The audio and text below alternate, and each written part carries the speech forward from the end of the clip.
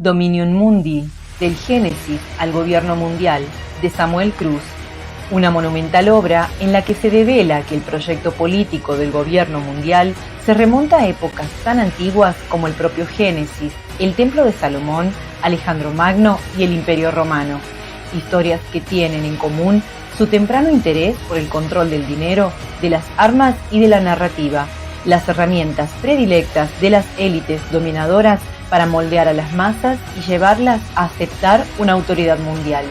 En esta, su segunda obra, el autor recopila y conecta los eventos históricos que han sido alejados del conocimiento público porque la verdad no es conveniente para los poderosos del mundo.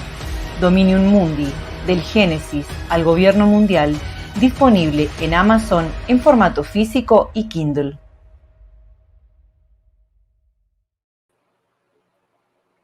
Muy buenas a todos, bienvenidos a Revisionismo y Geopolítica, en esta transmisión de miércoles, donde me encuentro muy bien acompañado por un analista no voy a decir prestigioso, porque la palabra prestigioso como que se presta mucho para los manipuladores, ¿no? Pero una persona que está muy bien versada de la geopolítica mexicana, de la política nacional mexicana, y una persona que se ha dedicado por muchísimo tiempo a la difusión de la verdad, a la defensa de lo que es natural, bello, del nacionalismo. Y sin más preámbulo, pues le doy la bienvenida a don Miguel. ¿Cómo está? Un gusto tenerlo por acá. Gracias, Samuel, el gusto es mío. Como siempre, un placer estar aquí ante tu audiencia, en tu canal. Siempre es un gusto. Siempre tenemos estos encuentros muy gratos para mí y te agradezco que siempre me tengas en cuenta y me invites a tu programa. Pero por supuesto, porque cuando hay que hablar de las cuestiones del país, yo creo que habría muchísimas personas para invitar, pero ya saben, ¿no? Parcializadas, etcétera. Pero yo tengo la certeza de que la persona más indicada para esto, pues, es usted, ya se lo he comentado en otras ocasiones. Pero antes de entrar en el tema, me gustaría, don Miguel, que nos hablara un poquito, porque hace poco estuvo en un congreso en Guanajuato, que estamos platicando fuera del aire, que estuvo un poquito accidentado, pero salió perfectamente.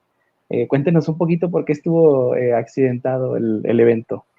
Sí, pues fue exactamente hace un mes, el 26 y 27 de agosto, hace un mes exactamente, y fue el primer Congreso Nacional de Identidad Nacional que organizó el Frente Nacionalista de México, y nosotros como Boletín de Información y la Plataforma de Orgullo e Identidad Nacional Mexicana, pues ayudamos o apoyamos en la organización. Y resulta que pues estuvo medio trompicado porque originalmente se pensó organizarlo con la Universidad de Guanajuato, y cuando supieron más o menos la temática de lo que se iba a tratar, ¿no? De una cuestión medio de revisionismo y todo, pues nos dijeron que no, que ellos no le entraban al tema de odio, porque ya sabes que esa es la bandera con la que se justifica cualquier disidencia o simplemente cualquier opinión que no sea la aceptada, ¿no? Por la mayoría, pues por este discurso único, pues ya te tachan inmediatamente de que estás promoviendo el discurso de odio, ¿no? Lo cual es una falsedad, es una mentira y una calumnia, pero pues así se manejan las cosas, ¿no? Entonces, la universidad dijo que no, que pues siempre no iban a participar con nosotros. Después tocamos base con un sacerdote jesuita ahí en uno de los templos más importantes de Guanajuato que nos dijo que sí. Y después como que la Secretaría de Cultura, no sé si de parte de la universidad, les pasaron el dato de que íbamos a organizar este evento y como que ellos se pusieron también como inquietos o nerviosos. Y probablemente eso ya son especulaciones porque pues hemos hecho ciertas conjeturas, dado que no tenemos forma de comprobarlo.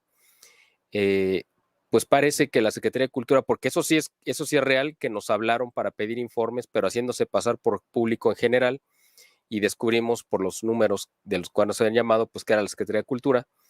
Y de repente el sacerdote pues canceló el evento, pero sin avisarnos. Entonces nos enteramos de una manera bastante fortuita, porque una persona que sigue nuestras publicaciones en el BIE, que por cierto estamos cumpliendo ya 10 años, ahora en octubre, pues esa persona que vio el anuncio del evento, que vivía en Guanajuato, fue a preguntar al templo y resulta que es cuando se enteró que no iba a haber nada.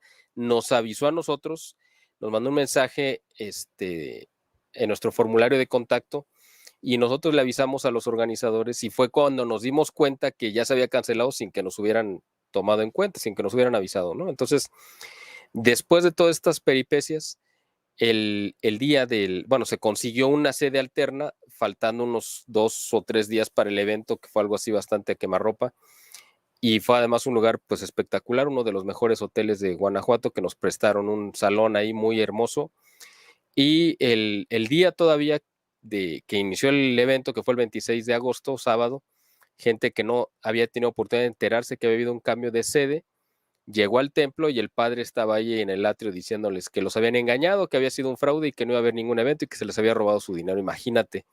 O sea, una cosa de veras de locura. Entonces, alguien de los que estuvo ahí, pues le habló a su contacto que le había dicho, oye, va a haber un evento así asado.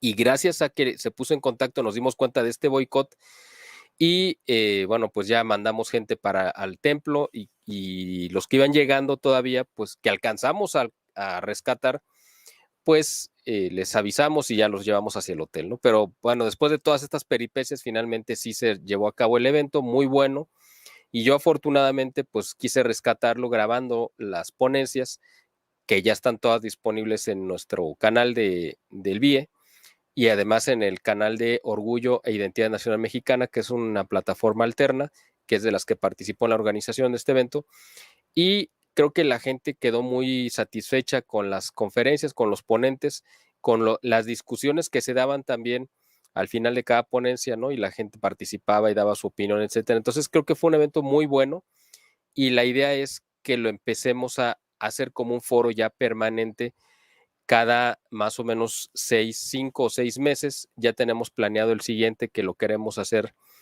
en la primera semana de febrero del 2024, si Dios nos presta vida, en la ciudad de Puebla. Ya estamos haciendo algunos de los preparativos. Probablemente el siguiente evento sería en junio del 24, si Dios nos concede, en Querétaro, y así vamos a ir cambiando de sedes y vamos a ir haciéndolos más o menos cada 5 o 6 meses y yendo a diferentes lugares con la idea de que en todas las partes donde llevemos esta ponencia o estas ponencias, pues la gente del lugar tenga oportunidad de asistir, ¿no? Y queremos hacerlo en diferentes regiones para que todo el mundo pueda hacerlo, ¿no? Entonces es un desafío algo bastante ambicioso, pero queremos que se levante como una dinámica, ¿no? Porque sí vimos que la gente quedó muy satisfecha y como que lo esperaban, ¿no? Este evento desde hacía mucho tiempo y es lo que nos comentaron, entonces dijimos, bueno, pues hay que hacerlo. Pues qué bueno, fíjese, dos apuntes, ¿no? Se puede comprender que una persona sea presionada por algunos poderes que no están muy contentos de ver este tipo de eventos y que los deje tirados, se arrepienta, pero ya no avisarles y encima decir que fue un fraude. Yo creo que seguro un sacerdote por ahí no se va a ir al cielo, que digamos, ¿no? Un sacerdote que anda por ahí, no necesitamos que nos diga el nombre, don Miguel, pero fíjese que yo me puse muy contento cuando recibí la invitación de usted, pero ya ve que la distancia pues no permite mucho, pero podemos ir viendo la posibilidad incluso de organizar acá en Bolivia, porque hay muchas personas que lo siguen a usted, muchas personas muy nobles que también estarían, yo creo, deseosas de traer un evento de ese tipo para Bolivia. Y próximamente, sí, como usted dice, si Dios nos presta vida, estaremos juntándonos ahí en México para un congreso. Ojalá Dios lo permita y nos estaremos muy contentos de que llegaras a participar y presentaras tus libros también, porque de hecho eso fue una oportunidad que se dio dentro de este evento. 2 autores presentaron 2 libros. El doctor Luis Zapater, que es un español con una trayectoria muy, muy interesante dentro de la política de España y además catedrático, y otro catedrático también de Guanajuato, que eso fue algo interesante porque digamos que fue de coincidencia que nos topamos con este ponente que había escrito un libro sobre el nuevo orden mundial, un libro muy documentado, yo creo que una excelente investigación que hizo este autor, y además siendo de Guanajuato, pues quedó exactamente para el evento, y presentaron ambos sus libros. Entonces sería magnífico que en alguna oportunidad que tuvieras una vuelta a México y que coincidiera con estos eventos, pudieras presentar tus libros también, porque yo estoy seguro a mi hijo tu libro le encantó y es uno de sus libros de cabecera, dices como la guía para iniciarse en todo este tipo de temas, ¿no? Porque para quien no sepa nada, pues esto le sirve muchísimo, está muy bien hecho, él está encantado con tu libro, así que así como él, yo creo que a mucha gente le puede ser de muchísima utilidad para entender lo que está pasando en este convulso mundo que nos tocó vivir, ¿no? Pues qué gusto de verdad que le haya servido para eso a su hijo, porque para eso está diseñado, para las personas que van empezando en esto o las personas que ya están dentro del revisionismo y quieren tener un poquito más de conocimiento acerca de cómo se utilizan las técnicas de control mental para llevarnos, ¿no? A donde estas personas quieren ponernos para seguir perpetuando su control. Pero bueno, don Miguel, a lo que vinimos, de verdad que mucho gusto de que haya salido ese evento, incluso mejor de lo que se había planeado. Al final de cuentas, las piedras en el camino nos enseñan y nos hacen crecer. Y una de estas cuestiones que yo creo que no está aprendiendo el pueblo mexicano, pues es que las piedras deben hacernos crecer y no acostumbrarnos a eso.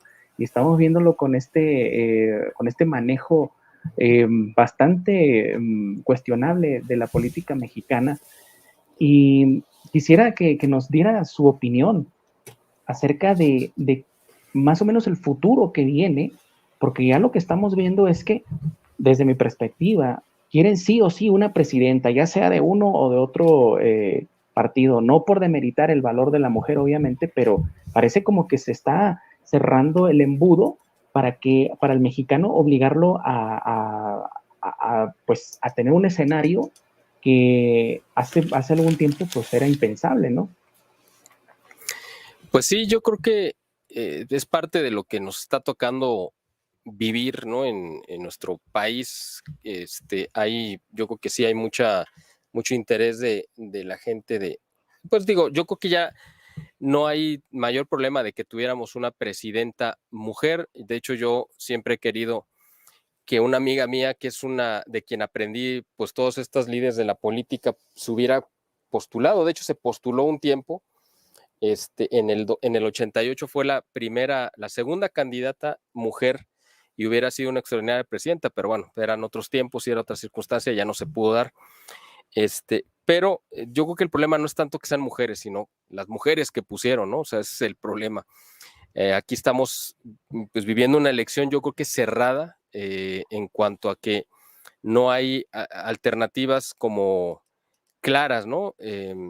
Esa es yo creo que la trampa de la democracia, que te ofrece pues una pistola o un cuchillo para que te suicides. Igual el final es el mismo, nada más a lo mejor es en una opción es quizá más dolorosa, otra es más rápida, pero el asunto es que ambas te acaban dañando. Eso es lo que yo creo que está pasando, pero dentro del dramatismo que estamos viviendo y de la falta de opciones claras, lo que yo sí creo es que pues lo peor que le puede pasar a México es que continúe este desastre que tenemos ya actualmente con el gobierno de López Obrador y de Morena. Y quien garantiza esta continuidad, pues es esta candidata que estamos viendo en la pantalla de blusa blanca, que es una judía. Todavía no tenemos claro realmente si nació en México o no, aunque oficialmente sus papeles están dados de alta como mexicana, pero por ahí han dado circulando desde hace mucho tiempo el rumor de que ella realmente nació, me parece que en Rumania, en un país del este de Europa, porque sus papás andaban por aquel lado del mundo cuando ella nació y después vinieron a registrarla a México, ya cuando vinieron ellos como refugiados y la dieron de alta nuevamente acá, quitándole además varios años de encima. Entonces, ojalá que se llegara a descubrir el documento original de su registro, porque eso la descalificaría inmediatamente como posible candidata a la presidencia. Ella representa pues la continuidad de este régimen que ha convertido a México en una fosa, para los que nos hagan favor de vernos fuera de México, pues es una fosa de cadáveres donde en cualquier lugar del país donde tú metas una pala y escarbes un poco de tierra vas a encontrar cadáveres de gente asesinada. principalmente o de manera mucho más notoria en este gobierno, estos 5 años que lleva al frente López Obrador. Para que la gente que va a favor de vernos en Bolivia, pues López Obrador es el Evo Morales de México y representa exactamente lo mismo. Y esperemos que tenga el mismo final, además, ¿no? Que tuvo Evo Morales. Ojalá que él no vaya a regresar, porque ya por ahí vi que anda otra vez queriendo regresar al poder. Ojalá que ustedes no se lo permitan, porque sería, ya saben lo que les trajo como consecuencia este gobierno de este líder cocalero. Entonces ojalá que no vuelvan a repetir esa pesadilla. Y fíjese, don Miguel, que, bueno, ahorita regresamos a la sionista esta, ¿no? Pero ahora que toca el tema de Bolivia, se está presentando acá algo que suele suceder dentro de los regímenes socialistas, donde se nota más porque ellos son los que hablan más de la unidad, de la hermandad, el hermano fulano, el hermano merengano, ¿no? Por lo menos dentro del PRI, del PAN, ellos saben que hay grupos de poder y lo presentan sin medias tintas, ¿no? O sea, un candidato del PAN puede competir contra otro del PAN representando distintos intereses, pero abiertamente, ¿no? En el socialismo se presta mucho esto de que somos hermanos y nunca nos traicionamos, y resulta que Arce está haciendo el presidente Arce de Bolivia está haciendo lo mismo que Lenín Moreno hizo con Correa en Ecuador. Lo está traicionando y hay una pugna entre ellos, pero bueno, ese es otro tema, ¿no?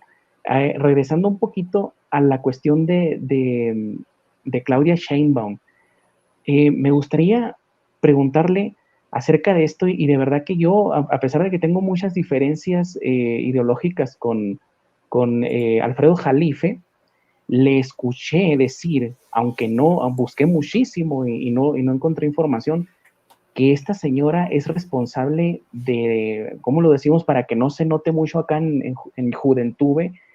De hacer pasar al otro mundo a algo así como algo así como su familia. Era un niño, creo, pero aparte otros alumnos de una universidad. Es que el dato no lo da completo Jalife porque como que no se quiso meter en problemas, nada más lo dejó ahí. Pero ¿qué nos puede decir usted de esto? Bueno, es una información que es pública, no deberíamos de tener ningún problema por decirlo, porque no estamos revelando ningún secreto, es una información pública. Cuando ella, previo a este cargo, ella siempre ha estado a la sombra de López Obrador desde que él llegó a la jefatura de gobierno de la Ciudad de México en el año 2000, del año 2000 al año 2005, cuando él fue jefe de gobierno.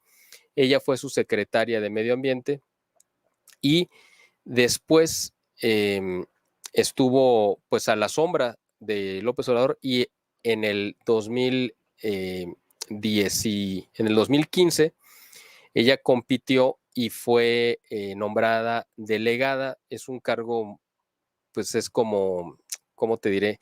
En la Ciudad de México, que es una ciudad muy grande, está dividida como en sectores. Entonces ella gobernaba ese sector de la ciudad y ella fue la jefa delegacional de la delegación Tlalpan, y le tocó, siendo jefa de gobierno, autorizar la construcción de una escuela que era el Colegio Repsamen, y estuvo tan plagado de corrupción la construcción de este edificio, que no debería de haberse autorizado, precisamente porque se estaban violando los principios básicos de seguridad básica y civil, que cuando fue este terrible terremoto del 19 de septiembre del año 2017, que golpeó de manera tremenda a la Ciudad de México, este colegio se vino abajo, teniendo a los alumnos adentro, por supuesto. Ahí murieron más de 40 niños y pues varios profesores también, ¿no? Entonces, fue una tragedia que se le imputa directamente a ella por la corrupción de haber autorizado la construcción de este colegio. Eso es, repito, no estamos revelando ningún secreto, eso es algo público. Y luego, después de eso, todavía se le premia, después de este crimen, con el haber ganado la elección para jefa de gobierno de la Ciudad de México, y ella estuvo del 2018 hasta este año 2023, también 5 años. Y dentro de ese periodo, ella le tocó también ser causante de otra muerte masiva, que fue cuando se vino abajo, se desplomó un tramo de la línea 12 del metro, del sistema de transporte colectivo metropolitano de la Ciudad de México, que mueve a varios millones de personas todos los días, que es el principal medio de transporte de la capital del país. Y cuando se desploma esta línea 12, que la había construido el que fue canciller, Marcelo Ebrard, que también fue una obra de absoluta corrupción, ahí estamos viendo en las escenas cómo quedó, era como un puente elevado y se desplomó por la falta de mantenimiento. Esto se dio porque al metro, que le ingresan diariamente millones de pesos, obviamente de entradas, de los tickets que paga la gente para usarlo, ha sido saqueado de manera brutal desde hace 25 años por la izquierda, que son los que han gobernado la Ciudad de México desde el año 1997, tienen 26 años depredando las arcas de la Ciudad de México. Entonces, después de tantos, el metro, el sistema de transporte colectivo de la Ciudad de México, fue siempre un orgullo y estaba calificado siempre entre los mejores 5 del mundo durante muchos años, pero cuando llegó a la izquierda, pues lo depredó, lo destrozó, le quitó mantenimiento y ahí están las consecuencias. Entonces ella es responsable directamente de estas dos tragedias, ¿no? Que pues fueron culpa de su corrupción, de su negligencia, etcétera. Entonces, si a eso se refería Alfredo Jalife, pues no sé por qué era tan cuidadoso, porque no tenía nada que ocultar, porque esto es algo público que ha salido en medios nacionales e internacionales, o sea, no iba a revelar ningún secreto. Pero fíjate que hay un dato interesante de esta judía Claudia Sheinbaum, porque el núcleo más duro, digamos, de judíos en México, los más poderosos, la aborrecen. A lo mejor te sorprende este dato, pero es decir, aquí la comunidad judía está dividida entre los que la apoyan, porque sí hay un sector de la comunidad judía que la apoya, por supuesto, pero hay otro sector, quizá el mayoritario, pues que no la quiere, ¿no? Y que han hecho una campaña muy fuerte para pues denunciarla, su corrupción, etcétera, y no la quieren como jefa de gobierno.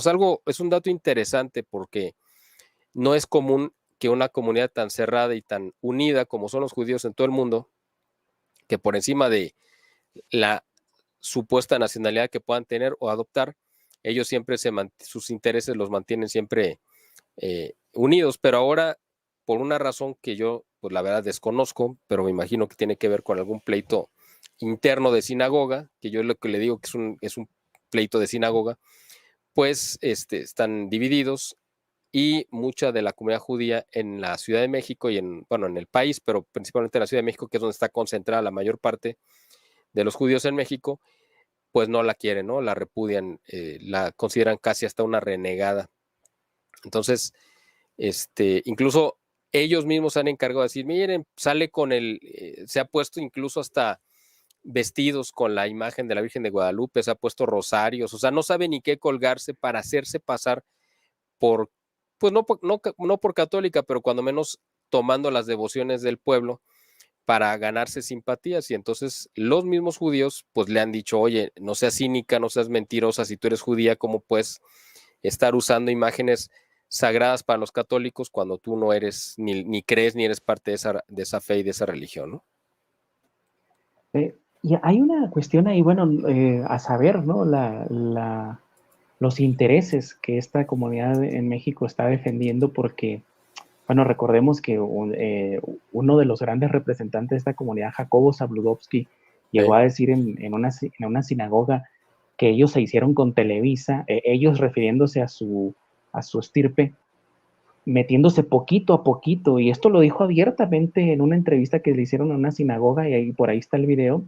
Pero pasando al tema del carácter de esta persona, de la elegida de Andrés Manuel, dentro de este grupito, lo que estamos viendo, si ella tiene tantos cadáveres en el closet o debajo de la alfombra, sabemos que también Andrés Manuel tiene una historia turbia respecto a eso, que le quitó la vida a 2 personas, uno de ellos su hermano. O sea, una vez es accidente, 2 veces ya es, perdón por la palabra, pero cabronada. Uh-huh. Y vemos que este tipo de presidenciables cuenta con ese, o como que tiene que tener ese perfil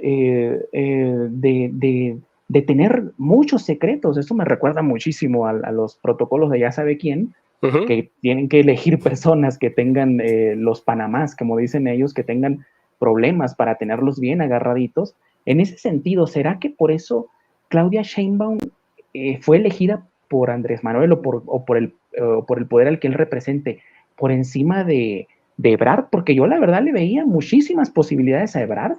Yo llegué a decir en un canal de un amigo en España, que después se lo voy a presentar, por cierto, van a ser muy, muy buenas migas, estoy seguro. Y yo llegué a decir que Ebrard era el más apto para, o el posible presidente de México. Sin embargo, me sorprendió ver que de repente Claudia Sheinbaum era la elegida. ¿Qué nos puede decir de esto, don Miguel?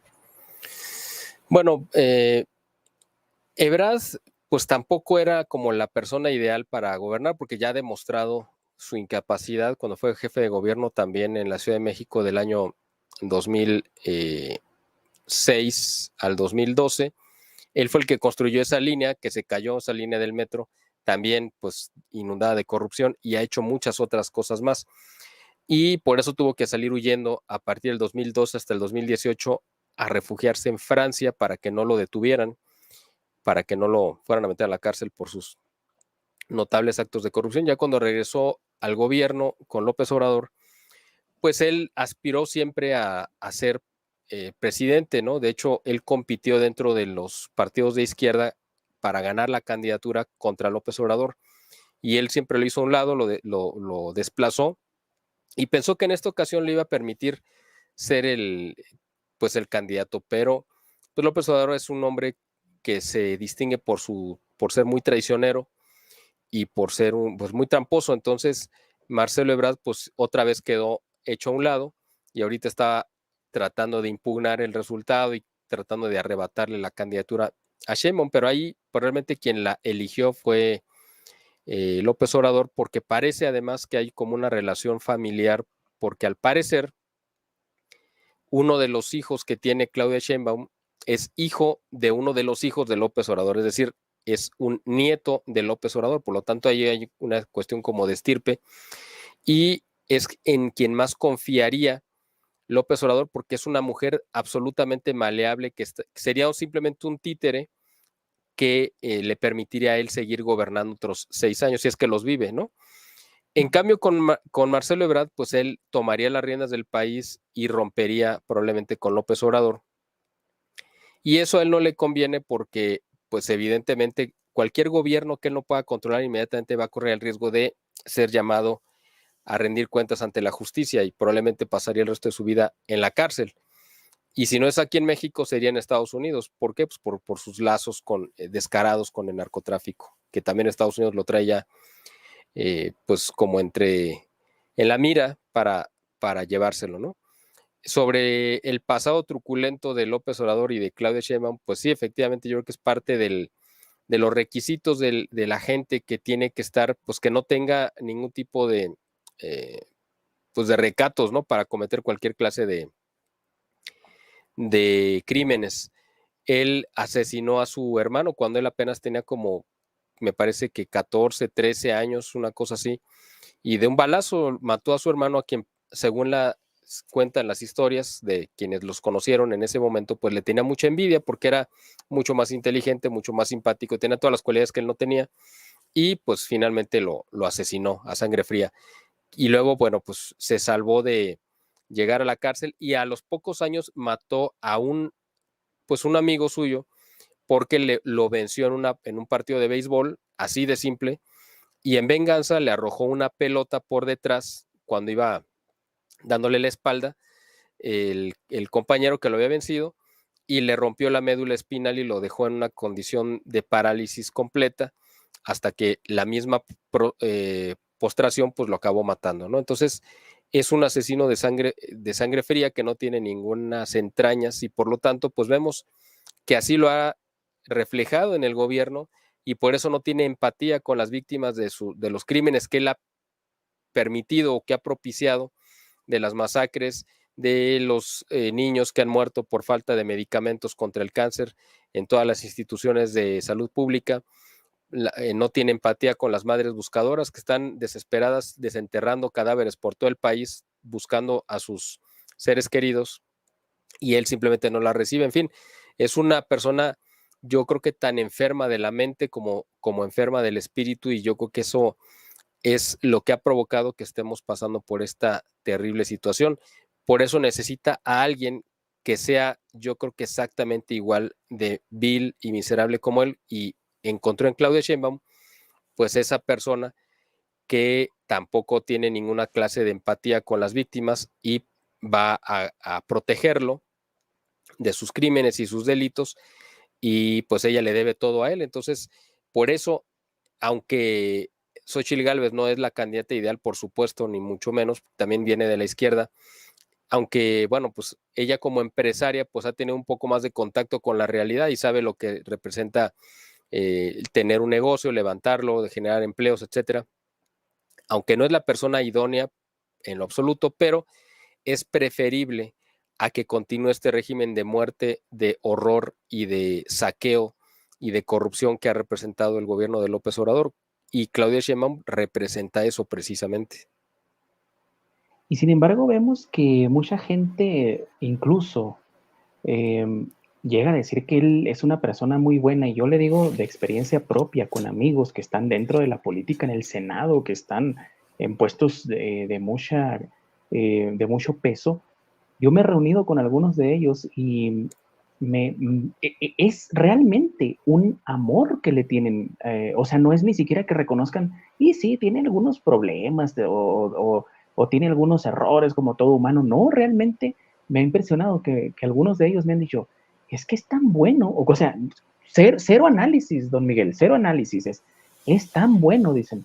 Pero con datos duros podemos ver que, por ejemplo, a Peña Nieto hay muchísimas cosas que se le recriminan, por supuesto, fue nefasto para el gobierno Peña Nieto, pero luego cuando viene Andrés Manuel se presenta como una persona salvadora, como un cuasi mesías, pero por debajo de la mesa, porque él siempre hace sus mañaneras, ¿no? Y ahí tiene a la gente embelesada, ya sea en YouTube, ya sea en la televisión, ya sea en la radio, pero los tiene como tenía a los animales Napoleón, ¿no? En la rebelión en la granja, atontados totalmente, repitiendo como ovejas lo que ellos dicen, riéndose o burlándose de los que él se burle, admirando a los que él admire. Mientras tanto, todo lo que hizo Peña Nieto en su sexenio se ha profundizado, se ha multiplicado. Por ejemplo, la dependencia de México con respecto no solamente ya a los hidrocarburos, perdón, no a los hidrocarburos, al gas. La reforma energética que muchos dicen, no, es que nos va a beneficiar, ha sido para profundizar la dependencia de México hacia los Estados Unidos con respecto al gas, y encima de ello a la electricidad. La propia geopolítica de la electricidad está jugando un papel que muchos, por desgracia, no le toman mucha atención. ¿Qué poder tienen estos líderes, don Miguel, para engañar tanto a la gente y todavía encima que la gente los defienda? Porque él ya lo decía, ¿no? Si tú apoyas a los pobres, vas a la segura. Claro. Mira, yo creo que en el caso de López Obrador se han dado dos fenómenos, o tres particularmente. Por un lado, porque estamos hablando de diferentes niveles de educación y de cultura y de conciencia, ¿no?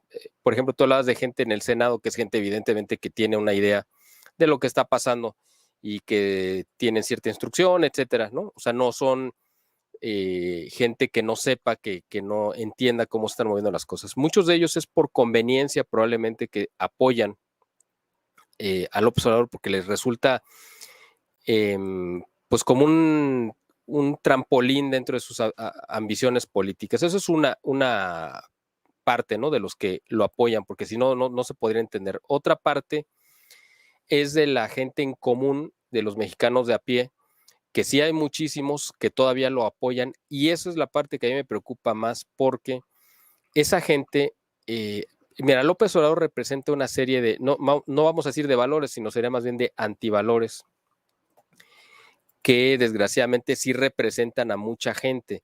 ¿Cuáles son estos antivalores?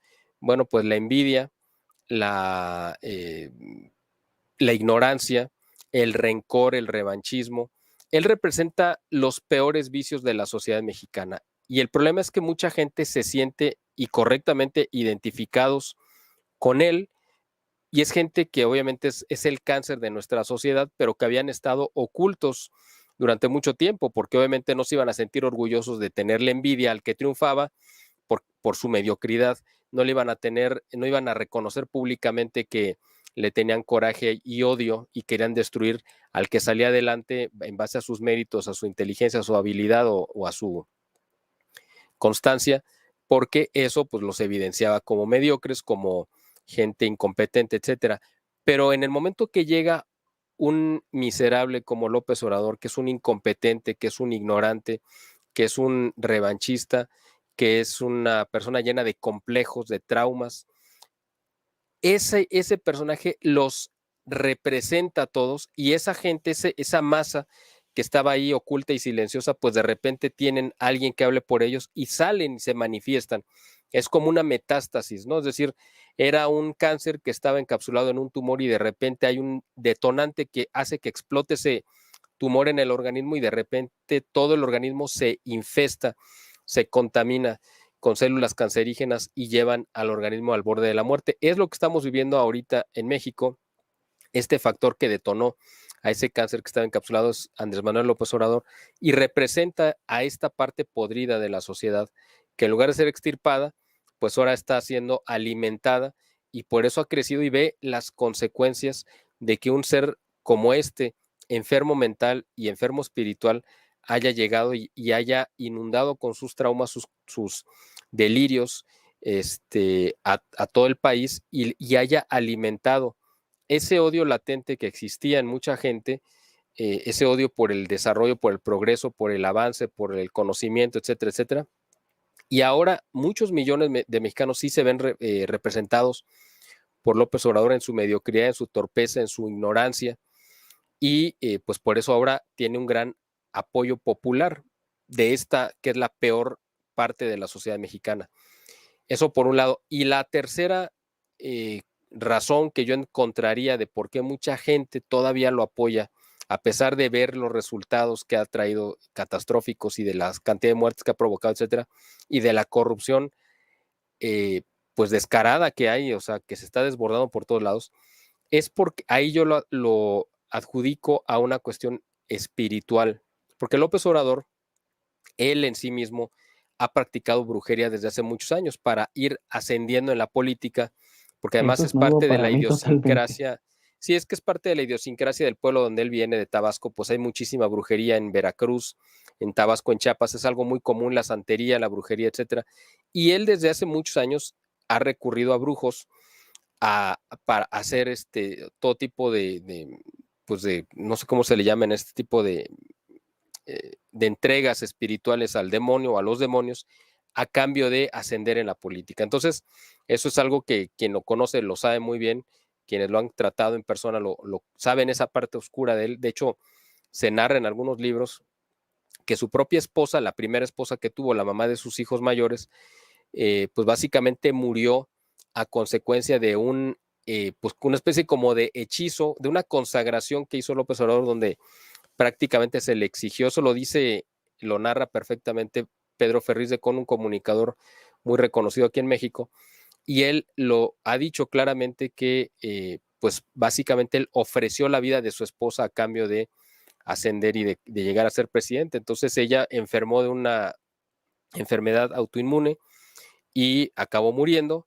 Entonces, él, cuando entra a la presidencia, el primer acto público que hizo fue un ritual chamánico afuera de Palacio Nacional, donde prácticamente él consagró al país completo, pues a las entidades más obscuras espirituales que te puedas imaginar. Y cada oportunidad que ha tenido de ir a estas regiones del país ha refrendado esta consagración espiritual, donde yo me imagino, eso es lo que yo creo, que como parte de esta consagración está el velarle a mucha gente la verdad, es decir, que la gente no sea capaz de ver y de reconocer las atrocidades que está cometiendo, y esto pues ha llevado a millones de personas a estar totalmente, vamos a decir, como bajo el influjo de una, pues de un De un hechizo. encantamiento o de un embrujamiento, y él, bueno, pues ha sido como ese canal a través del cual pues las fuerzas del infierno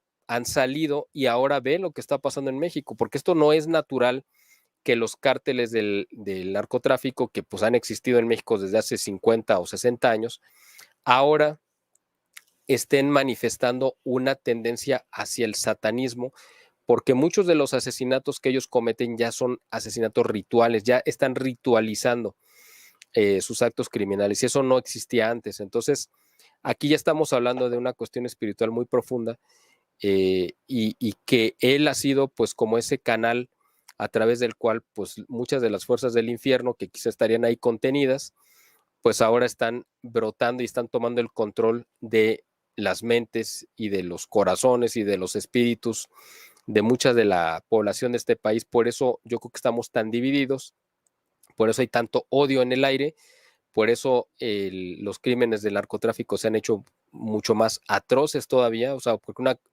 digo, de por sí la muerte es algo, un asesinato es algo atroz, pero cuando además vienen procesos de ritualización como el canibalismo y otro tipo de prácticas que son verdaderamente aberrantes, ya no te lo puedes explicar desde un ámbito meramente humano, terrenal. Esto tiene una inspiración espiritual. Y López Obrador, pues que es un hombre consagrado a las fuerzas del demonio, o a las fuerzas demoníacas o infernales, pues es lógico que pues haya propiciado una infestación demoníaca en todo el territorio nacional. Pues varias cosas, ¿no? La verdad que me dejó choqueado con eso que me platicó, porque yo sabía de algunas cosas, como lo que comentaba de las dos personas que han fallecido por su culpa, uno su hermano, pero esto de verdad que es totalmente nuevo para mí, don Miguel.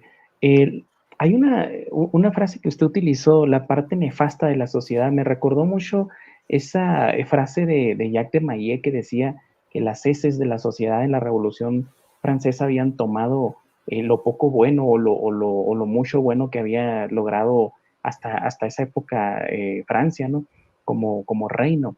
Me imagino que en la actualidad, pues esas parte nefasta de la sociedad, usted se refiere precisamente al narcotráfico, a personas que tienen un resentimiento total y que piensan que algo se les debe en la vida, no precisamente a la gente de escasos recursos, sino que esta gente está siendo utilizada, y si me permite, para las personas, porque hay mucha gente que no cree todavía que Andrés Manuel dijo esto, me gustaría que viéramos este pequeño video de un poquito más de un minuto, si le parece. Claro, adelante. Esto para que la gente vea que no estamos hablando a lo loco, son palabras de Andrés Manuel, escúchenlo. No hay nada que compense o que se equipare con la satisfacción que produce, la dicha que produce ayudar a la gente humilde, a la gente pobre. Ni todo el oro del mundo vale eso. Pero además, ayudando a los pobres va uno a la segura, porque ya sabe de que cuando se necesite defender, en este caso la transformación, se cuenta con el apoyo de ellos. No así con sectores de clase media, ni con los de arriba, ni con los medios, ni con la intelectualidad. Entonces, no es un asunto personal, es un asunto de estrategia política. Ahí está. Exactamente. Más claro no se puede decir, don Miguel. Quiero pasar a otro tema, pero relacionado con Andrés Manuel y con su heredera, ¿no? Claudia Sheinbaum, porque sabemos que Andrés Manuel, aunque se muestra como como una persona muy nacionalista, obedece mucho también a los preceptos del globalismo. ¿Usted cree que, y de hecho él cuando se reunió con, ¿cómo se llama? Jeremy Corbyn, puso en su Twitter, nos reunimos con Jeremy Corbyn y hablamos de un gobierno mundial. Así directamente lo puso. Voy a buscarlo ahorita para que lo veamos. Pero ¿usted cree que Claudia Sheinbaum en este caso sería continuadora o profundizadora de esta obra que está haciendo con respecto al globalismo Andrés Manuel en la actualidad?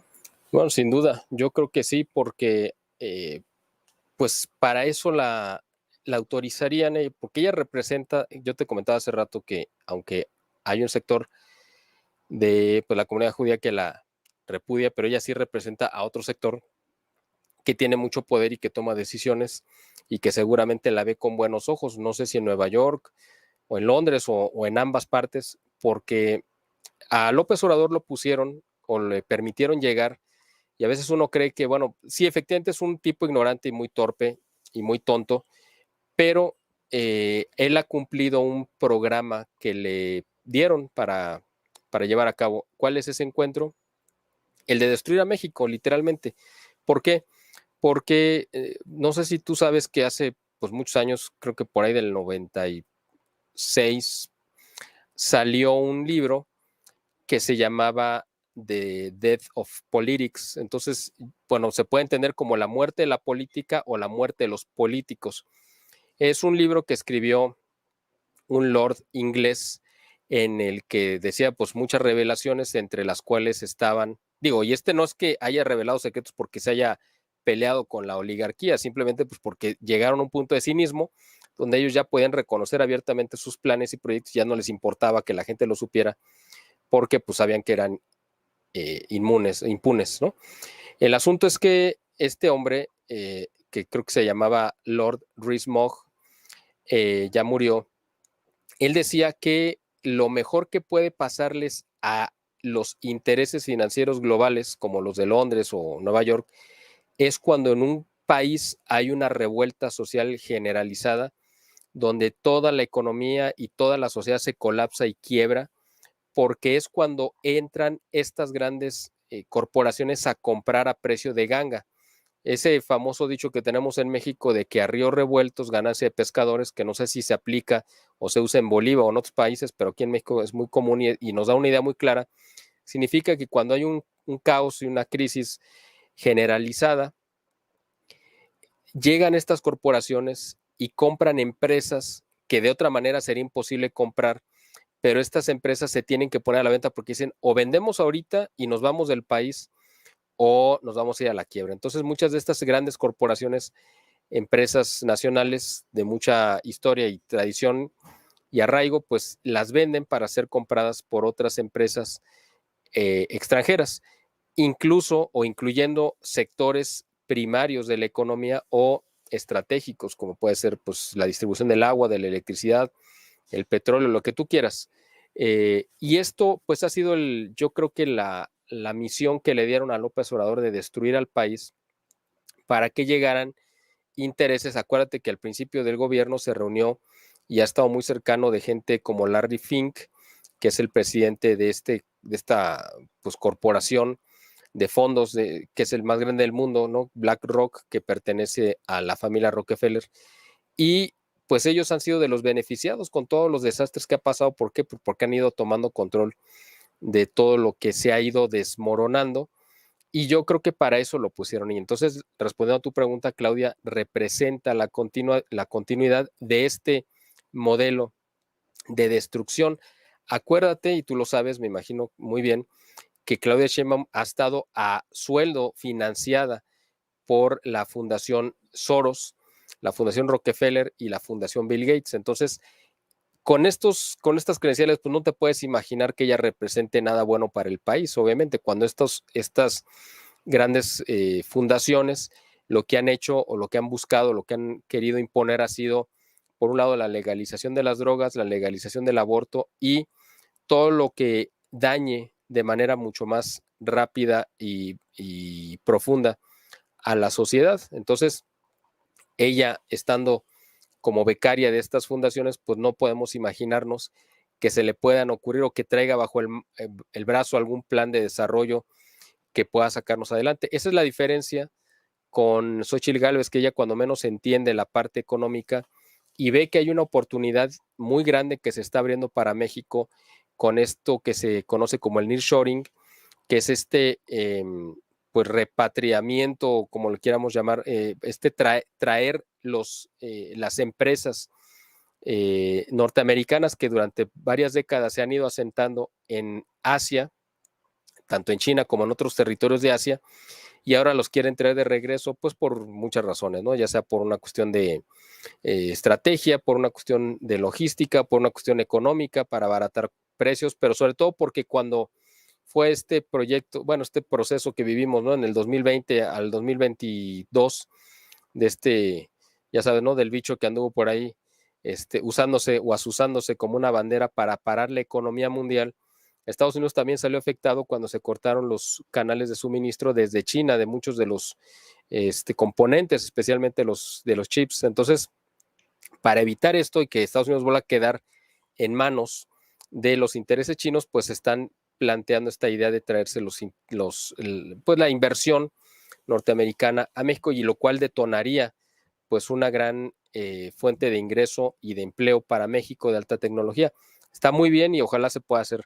El asunto es que Claudia Sheinbaum va a trabajar para que eso no suceda y para ahuyentar estos intereses como lo está haciendo López Obrador, y por el lado contrario, pues Xóchitl Gálvez, cuando menos en eso, sí tiene mucha claridad y sí sabe que si México quiere sobrevivir como país, necesita recibir y tratar bien a esos intereses que no son fondos especulativos, sino son empresas que sí vienen a abrir fuentes de trabajo y generar una riqueza real. Pues ve el impacto que han tenido las inversiones y las empresas norteamericanas en Asia, pues ve lo que era Corea antes de la llegada de los intereses, Corea del Sur, ¿no? Me refiero, antes de la llegada de los intereses o de las empresas norteamericanas, y lo que es ahorita, igual el mismo caso de Taiwán o en la misma China, que era un país que estaba absolutamente muriéndose de hambre en los años 60, y a partir de los 70 que empezaron a llegar las empresas norteamericanas, pues convirtieron a China en la segunda potencia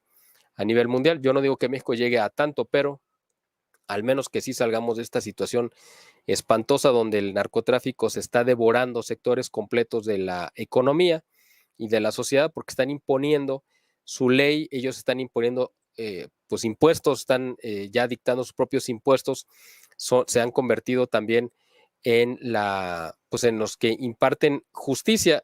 Lo digo de manera irónica para que la gente me entienda, metafórica, para que la gente me entienda el concepto. Es decir, ellos son los que deciden quién vive y quién muere, quién está libre y quién está preso, y ellos deciden qué productos y le ponen precios y te venden o te chantajean para que los contrates, para que pagues por tu seguridad, si no ellos te matan. En fin, es una cuestión verdaderamente aberrante. Entonces, cuando menos en esa parte, creo que Xóchitl Gálvez tiene esa claridad, y Claudia garantiza la continuidad de esta agenda de destrucción nacional, que no es idea original de México, sino es una agenda que se le impuso y que López Obrador aceptó, es decir, vendió su alma al diablo con tal de llegar al poder, y los que estamos pagando las consecuencias, pues somos todos nosotros, ¿no?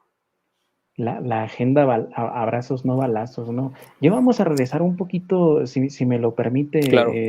don Miguel, a la cuestión del narcotráfico.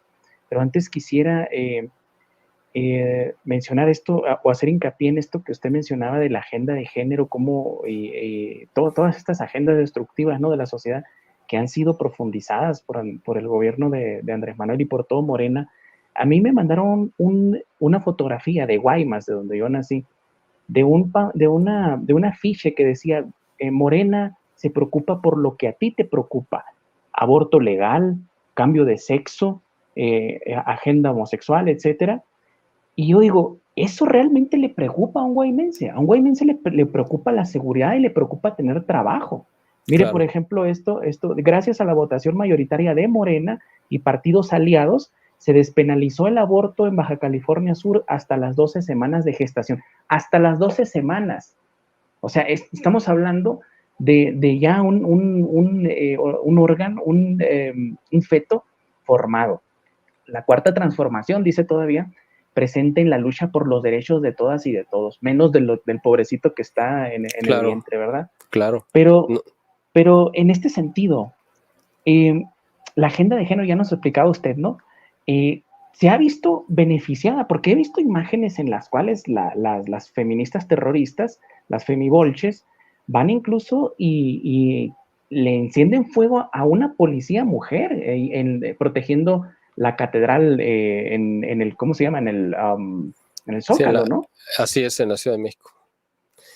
Pues es que fíjate que esto es un fenómeno muy interesante porque, claro, Morena es, representa en política, o sea, nosotros tú y yo que pues ya tenemos algunos años en esto, sabemos lo que era el PRI y lo que representó el PRI, pues es la masonería y por lo tanto pues era la corrupción, la trampa, el robo, el crimen, etcétera, o sea, todos los vicios sociales posibles.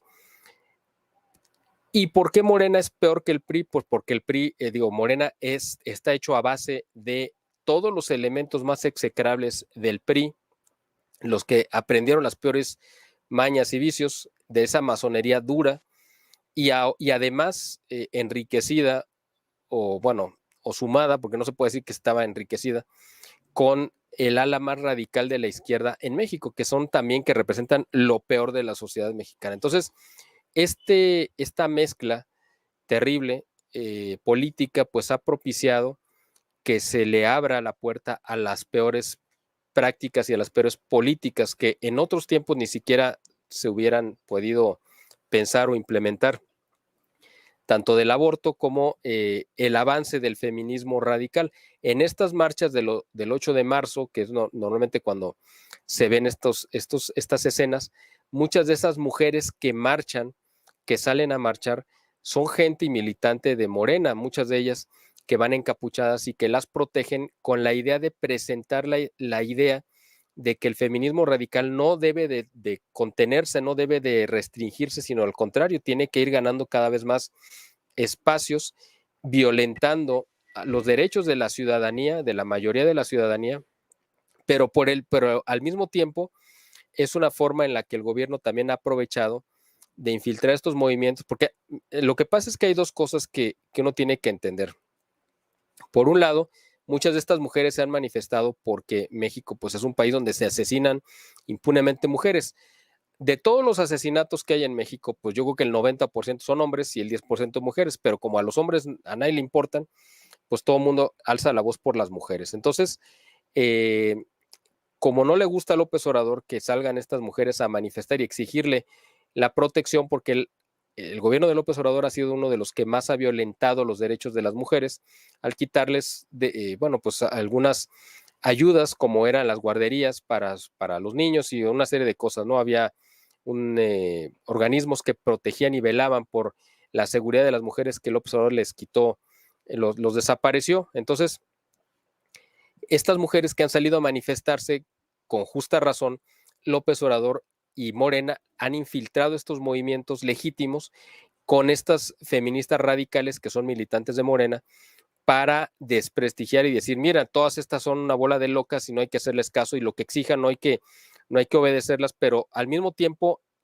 es un doble fin que es muy perverso porque por un lado es tratar de quitarle la razón a estas mujeres que exigen al gobierno que cumpla con su responsabilidad, pero por el otro lado, al infiltrar a estas mujeres radicales, se genera en la sociedad una sensación de que no se puede luchar contra la violencia, de que quienes violentan los derechos de los demás son los que se acaban imponiendo y que la mayoría de la sociedad pues queda totalmente inerme, ¿no? Ante estos abusos. Entonces es un discurso o es una estrategia absolutamente perversa del gobierno de López Obrador, donde en ambos casos, tanto para quitarle el foco de atención a los reclamos legítimos de las mujeres que se manifiestan y por el otro lado infiltrarla con abortistas y con feministas radicales que buscan demandas que la mayoría de las mujeres no quieren, es decir, la mayoría de las mujeres en México pues están en contra del aborto. Si tú preguntas, si haces una encuesta, te vas a dar cuenta que la mayoría de las mujeres en México están en contra del aborto y lo que ha hecho López Obrador y Morena es infiltrar mujeres abortistas y no solamente López Obrador, esto viene de George Soros y de otros organismos internacionales que han infiltrado estos movimientos, pero con la venia y el respaldo del gobierno para exigir agendas que le son ajenas a las legítimas reclamos de estas mujeres que piden, pues básicamente seguridad, protección y que haya justicia ante los actos de agresión, ya sea sexual o física, que ellas padecen, y en cambio les han metido una agenda que les es ajena, que es esta agenda del aborto, de la legalización incluso de las drogas, de romper y destruir y de mostrarse como que su agenda fuera de odio hacia el sexo masculino, de un odio irracional y diabólico. Entonces, esa agenda, que no es la agenda que defiende la mayoría de las mujeres en México, porque la mayoría de las mujeres en México pues no es que odien a los hombres, no representan al feminismo radical, pero ahora les están haciendo creer a las jóvenes que se manifiestan, que es la mayoría que participan en estos eventos, que esa es la agenda que deben de defender y que si son realmente feministas deben de manifestar este odio, que es al final de cuentas regresar al origen de la lucha de clases del comunismo clásico del siglo XIX, que ahora se ha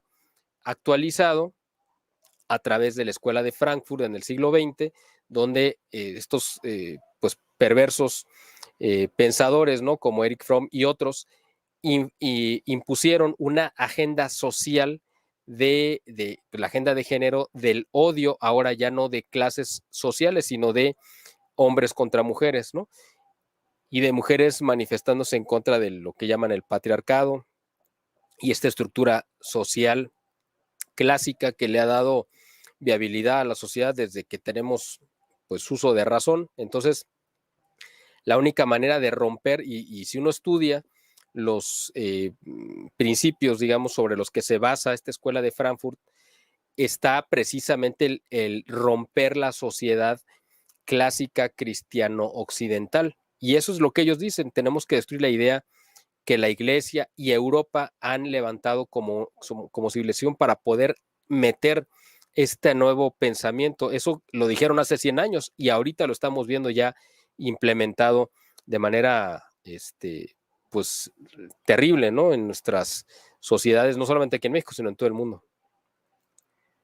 Bien, pues vamos a pasar al tema pero antes de pasar al tema del narcotráfico, me gustaría mencionar, a ver, este comentario de que hace Berta Cruz, te admiro y te respeto mucho, dice, sé que este invitado es tu amigo, pero no hablan de la contraparte llamada Prián. Mire, le voy a pedir una cosa, yo también respeto mucho a las personas que vienen que vienen a mi canal porque son mis amigos, ¿no? En el caso de Miguel. Pero si usted me tiene un poco de respeto, no haga esta pregunta. ¿Cómo dice que yo puedo apoyar eso? Nosotros no estamos hablando del PAN, ni del PRI, ni del PRD, porque no es tiempo ahorita. Cuando estaban en el poder, créame, vea los videos de Miguel y él es uno de los que más criticó a esas personas. No estamos defendiendo a nadie aquí. Aquí están equivocados los que crean que nosotros somos de derecha o de izquierda. Demasiado equivocados. Y puedo hablar, si me lo permite, por Miguel. Entonces no haga esa pregunta tan ofensiva, de verdad ofende que me diga que yo apoyo el crimen, la pobreza, que pobreza va con Z, por cierto. Entonces no, está fuera de lugar esa pregunta. Yo también la respeto mucho, doña Berta, o Berta, no sé si eres jovencita o señora, pero te respeto mucho también, muchas gracias por estar acá, pero esa pregunta es un poco fuera de lugar. Agustín Farkalich, que siempre me dicen, te equivocas mucho con el apellido, yo le digo la Farkich, que siempre está por acá, desde Argentina nos acompaña, dice, hola Samuel y camarada, buenas noches desde España, me conecté tarde, un saludo, fíjense, desde España nos están viendo ahorita mi amigo Oscar. Ahorita regresamos con los comentarios, pero antes de seguir, perdón, con los comentarios, quiero dejar ya para ir cerrando, don Miguel, este tema tan importante que está surgiendo, porque usted lo mencionaba mucho, hacía mucha insistencia en el narcotráfico, cómo se está convirtiendo en México en una especie de grupo terrorista de personas que están cometiendo crímenes, no como a la usanza antigua que llegaban y balaceaban y listo, sino que están cometiendo atrocidades que son ahora calificadas. Yo ya lo había dicho hace mucho tiempo en un programa aquí en Bolivia, por cierto, que dije, no, en México también lo dije, que por cierto ya nunca me invitaron a ese canal por lo que dije, don Miguel. Yo le dije a esta periodista que no descartáramos que cuando recién llegó al poder Andrés Manuel, que se fuera a intensificar el narcotráfico y esto fuera a ser utilizado por los Estados Unidos para cuando perdiera presencia en Medio Oriente, regresara a una especie de doctrina Monroe justificando una intervención en México a través del narcotráfico. Y hoy lo estamos viendo que muchos políticos en Estados Unidos están llamando a los carteles grupos terroristas y están ya mencionando que podrían bombardear a los carteles con drones acá en México. Entonces, ¿qué opina de esto, don Miguel? Pues es que es real, o sea, no hay forma de decir que no son un grupo terrorista, o sea, siempre lo han sido, pero como tú dices, había una forma de actuar al principio, ¿no? En los 70s y 80s todavía había ciertos protocolos, por decir de alguna manera, que respetaban pues familias, respetaban a los inocentes, pero esto se trastocó a partir de este siglo XXI. Yo creo que a partir del 2020, del 2007, cuando se aprueba la ley del aborto en la Ciudad de México, que lo hizo precisamente Marcelo Ebrard, y ahí es donde viene un quiebre completo, donde ya los asesinatos del narcotráfico se convirtieron en una cuestión ya diabólica. Es decir, bueno, un asesinato, pues claro que siempre tiene que ser por inspiración demoníaca, cuando es algo, o sea, hay una justa defensa, una legítima defensa de la que habla la iglesia, hay la guerra justa, eso es otra cosa, pero cuando estamos hablando de alguien que asesina de manera alevosa, eso tiene que ser necesariamente por inspiración diabólica, eso no puede venir de ninguna otra parte. Pero cuando esto se convierte ya en una práctica generalizada, esto tiene que ser tiene que venir desde un fondo espiritual. Entonces, hay muchas voces, obviamente. El problema, y yo le he platicado pues con Luis Medina, que es con quien hago yo un programa semanal, que él es experto en política de Estados Unidos. Hemos comentado este tema del narcotráfico.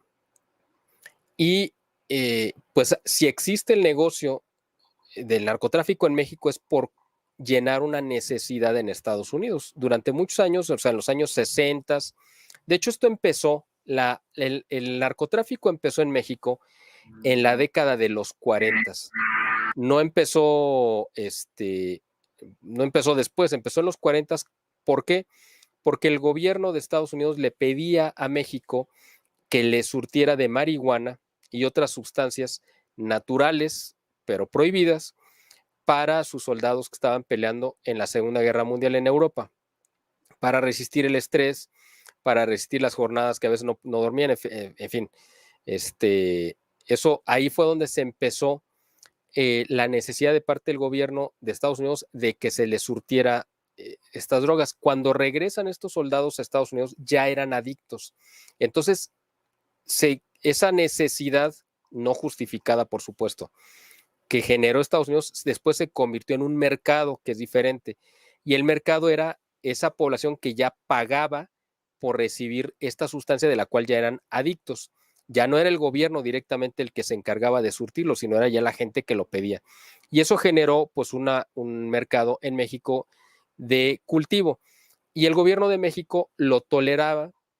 Estamos hablando del PRI, obviamente, y además, nada más para completar lo que tú dijiste amablemente hace rato en esta pregunta que hicieron, pues yo no sé si esta pregunta llegó después de lo que yo había comentado, pero yo dije, pues lo que tú escuchaste, que el PRI pues, representaba lo peor porque era la masonería, es decir, Morena es el PRI y el PRI representa lo peor que hemos tenido en la política de México. O sea, no sé en qué parte la persona que hizo esta pregunta pues no entendió que estamos hablando de que el PRI completo pues ha sido una calamidad en la mayor parte del tiempo, digo, hay excepciones, pero en la mayor parte del tiempo por sus prácticas. ¿Por qué? Pues porque representan la agenda de la masonería. Simplemente era para... Y el PAN también. Y ahí yo complemento porque usted mencionó algo muy importante. Morena es el PRI. En realidad lo que la gente no entiende es que Morena está construido con las bases del PRI. Claro. Así es. Pero bueno, no nos desviemos del tema, no regresemos más bien, porque ya lo había dicho usted. Regresando a esto, ¿usted cree que los cárteles mexicanos puedan ser calificados como los talibanes es que acá de América? El asunto, ahorita con este recuento que hice un poquito de la historia del narcotráfico en México, es que México, el gobierno había permitido que se cultivara y se exportara, por decirlo de alguna manera, las sustancias prohibidas hacia Estados Unidos, pero que no se consumiera, es decir, que aquí no se abriera un mercado para no generar un problema social como el que ya tiene Estados Unidos de adictos. Esto se rompió en los 90s cuando ya, pues quizá con la venia de Carlos Salinas de Gortari y después de Zedillo, se permitió que la droga ya se consumiera y se ampliara el mercado aquí en México también. Y ahí es donde empezó un problema grandísimo, donde ya surgieron cárteles, es decir, ya no había un único cártel, que era el cártel de Guadalajara, que controlaba todo, sino ahora ya había una diversidad de cárteles que se dividieron la geografía nacional para exportar, pero además para distribuir aquí dentro en México las drogas. Pero estamos hablando todavía de drogas naturales, la cocaína, la marihuana, amapola, etcétera. Pero ya a principios de este siglo, finales del siglo pasado, surgieron las drogas químicas que eran mucho más baratas y mucho más letales, y esas provocaban ya ¿cómo le podemos llamar? A la gente que la consumía, pues lo sacaba del mercado, es decir, ya te incapacitaba y ya no eras capaz de reintegrarte al mercado laboral porque te afectaba a tal punto la cuestión mental que quedabas completamente ya incapacitado para volver a trabajar, y entonces te convertías en una carga para el gobierno de Estados Unidos porque ahora necesitabas una subvención para sobrevivir. O sea, ya no solamente no aportabas, sino ahora necesitabas parte del presupuesto para poder sobrevivir. Bueno, esto se fue agravando hasta que surge esto que ahora se conoce como el fentanilo, que es la peor de las drogas quizá que se hayan inventado, porque es absolutamente letal y te incapacita quizá en 2 o 3 veces que la consumas, y eso ha generado un problema gigantesco social en Estados Unidos. Y entonces, el asunto aquí es que los grupos de la delincuencia organizada en México que producen esta droga destructiva y que ha matado cada año a alrededor de 100,000 norteamericanos, pues por supuesto, eso no lo hicieron los talibanes, cualquier grupo terrorista que tú me quieras mencionar, pues no ha tenido ese impacto social como lo han tenido como consecuencia los productos que han metido a Estados Unidos los cárteles mexicanos. Entonces, de hecho, los talibanes acabaron con el opio que sembraban los estadounidenses ahí en Afganistán. Exactamente, así es, exactamente. Entonces, aquí el asunto es que tú dices, bueno, si te pones desde el lado norteamericano, pues claro, tienes que decir, los cárteles mexicanos representan un peligro a la seguridad nacional norteamericana y son terroristas. ¿Por qué? Pues por la forma en la que actúan. Ellos no entran a hacer matazones en Estados Unidos, las hacen en México, y con eso es más que justificado para decir son terroristas. Claro que lo son. Entonces, el problema es que si le llegan a poner la etiqueta de grupo terrorista, que es lo que ha tratado de impedir Biden, inmediatamente quedarían obligados a entrar por ellos, y eso generaría pues un problema social grandísimo, porque sería una invasión legalizada, cuando menos legalizada de parte de Estados Unidos, o iniciar una guerra sin tener la necesidad de pasar por el Congreso para declarar una guerra formal como tal, que además México pues no tendría forma de poder resistirla, ¿no? De impedirla. Estamos en un punto de quiebre donde la complicidad del gobierno de López Obrador con los grupos de narcotráfico de los que depende, a los que protege porque los necesita tanto financiera como políticamente, nos han llevado a una situación en la que en cualquier momento pudiera darse una invasión. Imagínate, es el caso como a mediados del siglo XIX, cuando Juárez declara una moratoria a la deuda de forma unilateral, y pues vino Francia, Inglaterra y España a cobrar pues sus intereses. Finalmente se quedó Francia y provocó una guerra civil. Bueno, ¿quién la provocó? Bueno, pues fue esta política de Juárez. Ahorita no vamos a entrar en ese tema, pero tú lo conoces muy bien. Aquí estamos hablando de que un heredero ideológico de Juárez está a punto de provocar otra intervención militar por su corrupción y por apoyar a estos grupos. Porque además Estados Unidos dice, tenemos que entrar porque el gobierno de México no está haciendo nada para contener este problema que a nosotros, la verdad, a Estados Unidos no le importa si aquí se matan decenas o millones de mexicanos, eso no les importa en lo absoluto. O sea, a nosotros no les importamos. lo que ellos les importa es que este problema se les está brincando de aquel lado y está matando a norteamericanos y está incapacitando una fuerza laboral gigantesca que va a tener que ser llenada por inmigrantes, porque o sea, si estás abriendo un mercado laboral de 100,000 personas que no están trabajando, esos son 100,000 los que se murieron, más estos otros que estamos viendo en los videos, que han de ser quizá otro tanto, de gente que ya quedó absolutamente incapacitada y que sí requiere el apoyo gubernamental.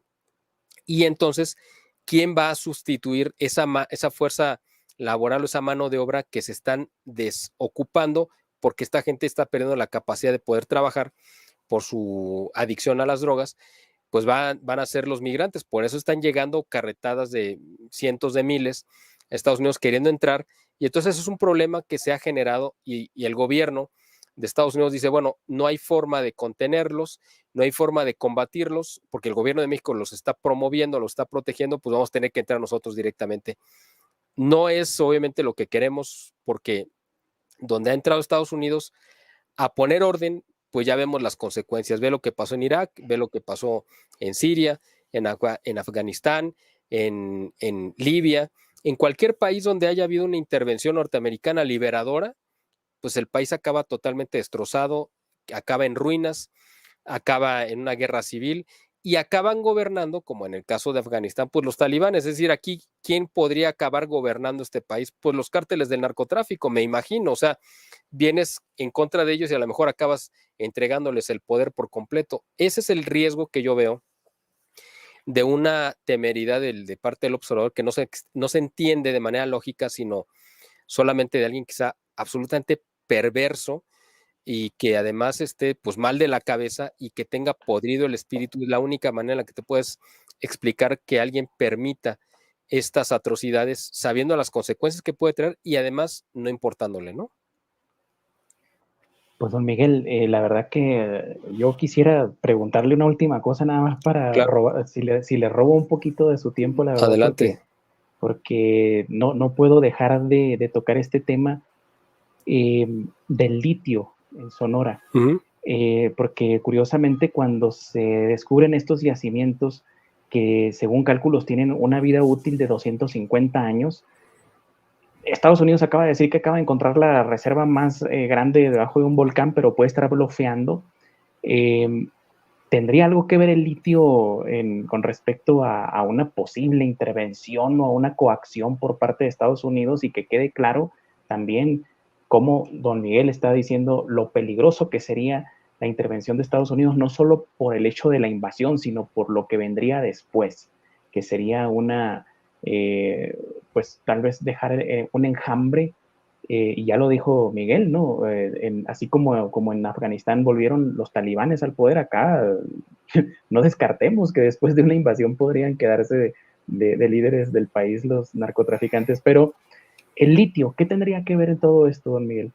Bueno, pues es una materia prima que ahorita está teniendo mucho auge, se la están peleando China, Estados Unidos y todos los países que la puedan tener.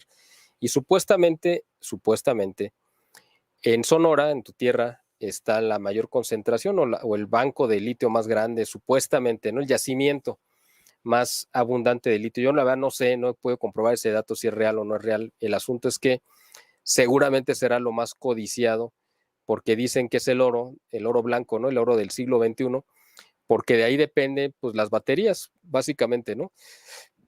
Las baterías que se están utilizando tanto para los teléfonos inteligentes como para los vehículos eléctricos y para un sinfín de aplicaciones. Entonces, claro que es una materia prima muy cotizada y Estados Unidos, con el pretexto de entrar a poner orden en México, pues básicamente se puede quedar con el litio, ¿no? Como lo negoció en 1924, 23, Álvaro Obregón con los acuerdos de Bucareli de entregar el petróleo a Estados Unidos de manera disfrazada, creando Pemex, pero que iba a ser una empresa que iba a servir a los intereses norteamericanos. Y de hecho, pues a quien le vendimos el petróleo durante la Segunda Guerra Mundial, pues fue a Estados Unidos a un precio preferencial, ¿no? Y bueno, en fin, eso ya es otra historia. Pero aquí se puede repetir lo mismo, donde el litio, aunque oficialmente quede en manos mexicanas, entre comillas, pues va a quedar realmente pues al servicio o a los intereses de Estados Unidos. Y quizá pues la idea de traer acá lo que pasa es que hay un punto ahí que yo creo que es lo que tiene en la balanza el juego. Por un lado, Estados Unidos sí quiere traerse todas las empresas que están en Asia a México, pero no se las puede traer y provocar una guerra civil al mismo tiempo, porque ellos necesitan garantizar una cierta estabilidad política para que estas empresas funcionen. Es decir, no podrían ellos entregarle el control del gobierno a las fuerzas del narcotráfico y al mismo tiempo traerse sus empresas porque quedarían a expensas de estas fuerzas del narcotráfico. O sea, o se hace el nearshoring y se traen a las empresas o entran a combatir al narcotráfico. En teoría es el mismo proyecto, es decir, necesitan quitarle el poder a las fuerzas de narco para que entonces puedan entrar las empresas y quizá lo jueguen en ese sentido. Primero un paso y después el otro. O sea, antes de que vengan las empresas, es posible que veamos una especie de intervención norteamericana para al menos apaciguar a los cárteles y restringirlos y decirles o entran en orden y se someten al mandato. La señal de Miguel. Yo te estoy, Miguel, yo te escucho bien y te veo bien. Ya, a mí no me hace... y si, le voy a dar última pregunta. Sí. Si quisieran provocar este escenario, o sea, si quisieran decir, bueno, invadimos esta parte, la aseguramos, ponemos los offshorings del litio en Sonora y empujamos la frontera un poquito más allá, no física tal vez, pero sí por lo menos política tal vez. Bueno, pues es una posibilidad nada más, yo lo estoy lanzando y de como hecho se estuvo manejando pues como algo medio exótico al principio de este sexenio, donde mucha gente decía, no, hay que dividir el país en dos y que se queden todos los seguidores de López Obrador y de Morena y los comunistas que se queden en el sur, allá donde está la pobreza, aunque es donde está concentrado la mayor riqueza natural del país y los recursos, y nosotros los que estamos en contra de López Obrador, pues nos quedamos en el norte, claro, con el riesgo de que al partir el país en dos, pues quedaríamos sometidos o convertidos en un protectorado como Puerto Rico, que seríamos absorbidos por Estados Unidos, y entonces generaría pues otro problema muy, muy grave, ¿no? Mucha gente en el norte del país lo vería con buenos ojos, desgraciadamente, ¿no? Dicen, sí, pues ya mejor que nos absorba Estados Unidos. El asunto es que quedaríamos en la esfera de un gobierno dictatorial que nos trataría como habitantes de segunda clase. O sea, no es que tendríamos los derechos norteamericanos y los servicios de primer mundo que la gente cree o se imagina que hay en Estados Unidos, sino nos tratarían como de segunda, cobrándonos los servicios como de primera. Y sería un problema pues gigantesco, ¿no? Porque ahí se acaba nuestro país. Pues es algo que ya había comentado el lunes, que un maestro, porque nos comentó esto hace mucho tiempo, ¿no? Cuando estaba en la preparatoria, y un compañero le preguntaba, ¿vamos a ser gringos? No, nos van a echar más para abajo. Exactamente el escenario que usted nos plantea. Miguel, la verdad que ha sido un gusto tenerlo por acá, siempre es un placer escucharlo. Yo podría tenerlo 2 horas por acá, pero tenemos obligaciones. Y la verdad que, pues nada, un placer tenerlo por acá para que nos informe sobre esto, siempre con esa visión tan informada que usted tiene. No, muchas gracias, Samuel. Yo siempre estoy muy gustoso de estar aquí contigo en tu canal. Haces una labor extraordinaria y te agradezco que cada vez que me invitas, porque sé que te sigue mucha gente, que eres una voz que representa precisamente pues una referencia. Tienes una claridad de análisis pues muy, muy profunda, y pues yo siempre me siento muy honrado cuando haces favor de invitarme, así que cada vez que tú tengas a bien hacerlo, yo estaré con la mejor disposición de participar. Se lo agradezco muchísimo, de verdad, y muchas gracias por las palabras. Él ya sabe que el respeto y la admiración es mutua, por eso siempre que necesitamos saber un poquito más sobre la República Mexicana,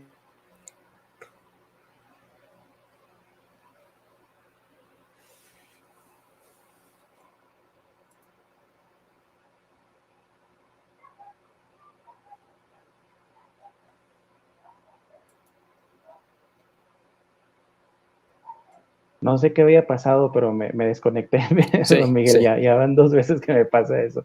Estaba diciendo que no hay mejor analista que podamos traer con una visión. Por favor, pongan un poco más atención a la otra, no juzguen. Cuando entren a la mitad del video, por favor, tengan un poquito de calma, no hagan comentarios que ustedes estén predestinados, o perdón, premeditados a hacerlos. Exacto, sí, se me está viendo la palabra, gracias.